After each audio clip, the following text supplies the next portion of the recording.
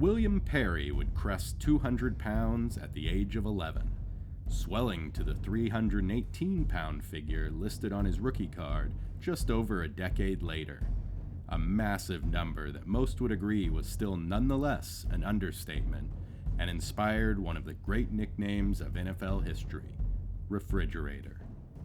And this is the most significant jersey that Chicago icon ever wore, a battle-scarred beauty, photo match to multiple years, and the Bears' Super Bowl 20 victory. Remarkably, the jersey saw action over a 4-year period. It would appear that the reason for the jersey's long use and its plentitude of repairs are one and the same.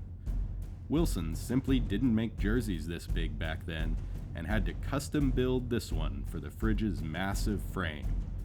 This jersey will find a new owner on August 29th in our Platinum Night auction.